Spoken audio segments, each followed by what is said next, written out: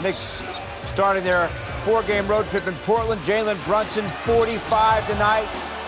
Tied for the second most he's had in a game all year. Josh Hart at 15 rebounds. Starts a defensive sequence there. It leads to a Brunson layup. And the Knicks dominate Portland tonight, winning 105-93.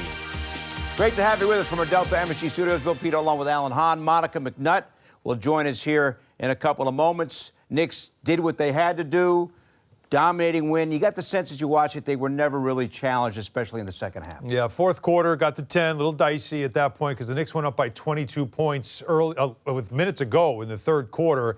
And then it felt like, start unlacing the shoes. But Portland kept playing, and they made that a 10-point game. So for a second there, you got to finish this thing off.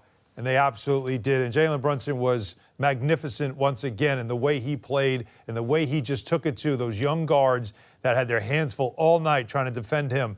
He scored and assisted on pretty much 50% of the Knicks offense in this game. He was everything for this team in the 39th win of the season. Brunson, 17 free throw attempts. That's a season high. He had 45 points. No other Knick, Allen, had more than 12. So it's a good thing that Brunson did what he did tonight in terms of... Absolutely. In terms of the point, though. That's how you become 50% of the team's offense in a game like this, because you're doing it all. And really, he also, just like the rest of his team, struggled from three, but he got it done in the painted area. And that's really what stands out to you, is that he was 9 of 10 in the paint.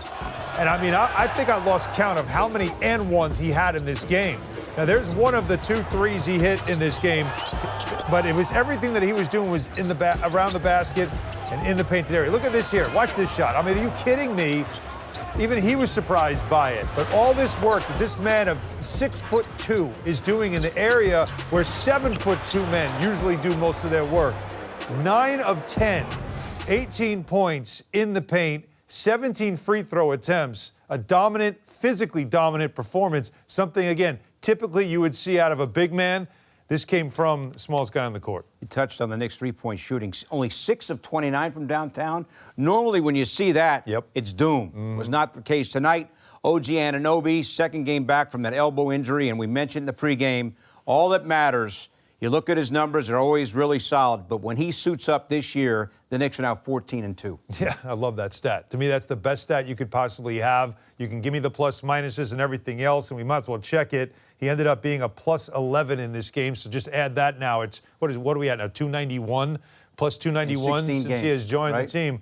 But for OG Anunoby, it has been really more of the same. His help defensively is a big part of it. The corner three, as we know, for him is his favorite shot, and he's going to get a ton of them in this offense. And early on, he was trying to be in attack mode, and that was good. But one thing we started to see was reaching for the elbow. Watch him here reach in defensively. And then he kind of winces a little bit. Remember, they had the clean out in that elbow. And so the concern right there was, did he, aggravate something after post-surgery? So there's Anthony Goenaga working on it at halftime. And he's shaking his head saying, oh, I'm staying in this game. And so the elbow hurts. So we can still dunk the basketball, though, Bill Pito, because you use 2 arms to do that. And we get the defense as always here and another dunk. So OG Anunoby had himself a good game. And his impact for this team on the floor is felt at both ends. The elbow will be something I'm sure the reporters will be asking him about after this game. The Knicks don't play again until Saturday night against the Kings. They certainly need him in a game like that. So you hope that it's a little bit of soreness that he can play through. Okay, Alan, let's now bring in Monica McNutt. Hey, Monica, great job on the game tonight with Mike Breen. What did you think? Obviously, you had a great view of all that went down. What's your biggest takeaway from the victory tonight for the Knicks? I think the consistency of this team and sort of the growth, to me, it was a very clear juxtaposition of a young team versus a team with some seasoning and experience.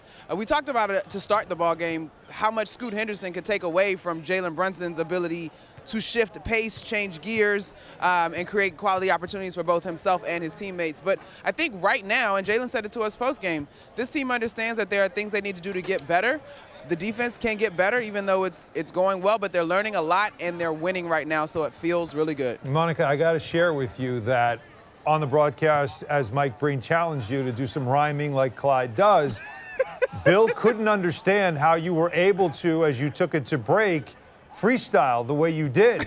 it blew his mind. He was like, No, how did she do that? And I said, Bill, it's a freestyle. She was able to do this. Did you- so I did just you want you to know that he was shocked by that performance. Did you come up with that like that, or did you have that pre-planned?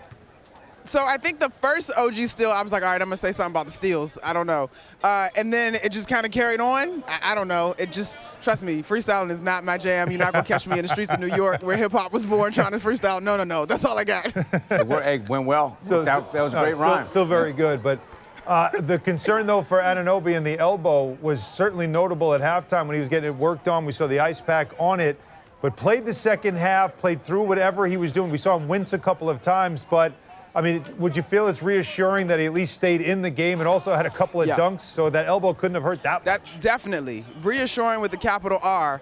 I think beyond that, he goes back in the game after the first couple of wins. And here's the thing, and Han, you know this from injuries, and not just sports injuries, Pito, regular people injuries, sometimes you got to work through it, right? There's a little bit of scar tissue, whatever the elbow in this case has been a little bit dormant maybe, is back to real competition and real action. So I think a few winces are okay, especially since he kept coming back into the game, and we see it throughout the league. In fact, when we were in Cleveland, Cleveland has special seats that include heaters and massage. Guys go to the bench and put heat or ice in some cases, but usually heat on their various limbs just to stay warm and prepared.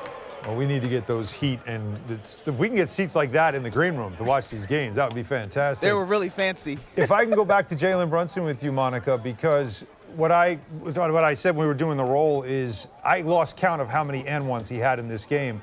You know, we talk a lot about his footwork. We talk a lot about his ability to shoot the three, how much better he's gotten at that, right? His leadership and all the other things. I don't know if we talk enough about, and you said it early in the broadcast, his strength, how strong he is to finish over bigger players. They try to play him physical, and he finished a lot in this game, getting to the free throw line 17 attempts. It's not just the strength. I think it's the core strength in particular. And seriously, we had a conversation one time because I'm a Pilates girl. Jalen's a yoga guy. And I think the interdisciplinary training of this generation of athlete, although you heard Mike Green say on the broadcast that Clyde is one of the first yoga guys, yes, is so important. There are so many nuances to the game of basketball, whether you talk about this team communicating on defense and who's calling out the switches or the various actions or how they're going to guard it, or offensively being able to make the slightest shift as we see Jalen does, whether it's a shift in direction or a change in the speed with which he's operating that allows him to get to the rim. Him being one of the best paint scorers in the league, not just at the guard position, is only a testament to the culmination of all of those things and how much faith he has in himself and his teammates have in him. 18 points, 9 of 10 in the paint in this game for Jalen Brunson. So, Monica, game 2 of the 4-game road trip Saturday at Sacramento, pregame at 9:30, game at 10. What do you think about the matchup here a couple of days away from now? So the first thing I think of is Sacramento ain't defending nobody. They're not really interested in that. So that's a bonus in the case of the Knicks. See? I do, though, also go to the fact that Sacramento likes to play fast. And tonight, when we saw this Trailblazers team start to close that gap, I believe they got it as close as 13 in the second half. It was when they started to play with a little bit more pace. Now, I do expect, frankly, a higher level of alertness from this Knicks squad when they get to Sacramento. But De'Aaron Fox is still terrific. And Domantas Sabonis is in the category with Josh Hart when you start talking about triple-doubles. So they have some forces that have to be reckoned with. You're going to see the other Murray twin in Keegan Murray, who's been shooting the three ball a little bit streaky, but he is a quality three-point shooter. So I think if the Knicks can continue to dictate the pace of that one, I think they'll be in good shape. All right, Monica, have a great trip to Sacramento, and we'll talk to you on Saturday night. Thanks, guys. So DeAndre Ayton here for Portland tonight went for 31 and 14, and the Knicks and Tom Thibodeau, their crew, still had the points in the paint advantage over the Blazers, 58-34.